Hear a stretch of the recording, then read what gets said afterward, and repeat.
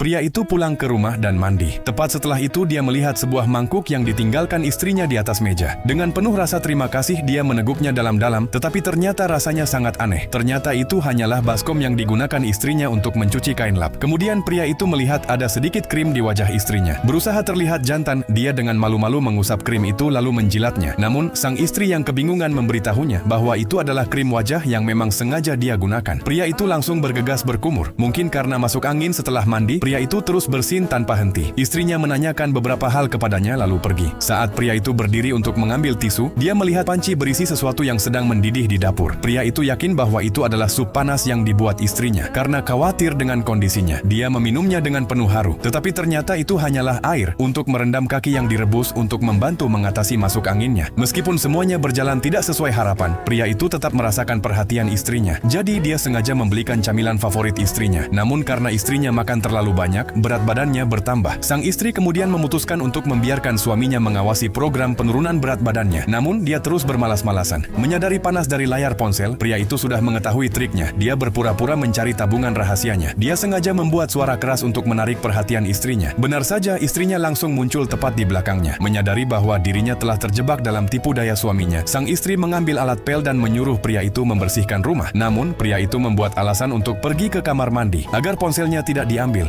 Dia memasang tangkapan layar yang menunjukkan baterai 0% sebagai layar kunci. Namun, istrinya berubah pikiran dan memutuskan untuk membawa ponsel itu untuk mengisi dayanya. Saat menyerahkan ponsel tersebut, pria itu pura-pura tidak sengaja menjatuhkannya ke lantai. Dia menggunakan trik yang sama lagi, dan istrinya buru-buru pergi. Pria itu sangat senang karena berhasil lolos. Namun, tepat saat itu istrinya berdiri di dekat pintu dan menelepon ponselnya. Tiba-tiba, ruangan menjadi gelap gulita. Listrik padam. Mereka berdua tidak punya pilihan selain pergi tidur. Tak disangka, listrik kembali menyala di tengah malam. Pria itu memaksa dirinya bangun dalam keadaan setengah mengantuk untuk mematikan lampu. Tak lama kemudian, hanya satu lampu yang masih menyala. Dia melihat posisinya dan berencana berlari kembali ke kamar tidur. Tepat saat itu istrinya terbangun. Dia bangun untuk mencari suaminya dan menemukan pria itu tergeletak di lantai. Di rumah kalian, siapa yang biasanya bertugas mematikan lampu?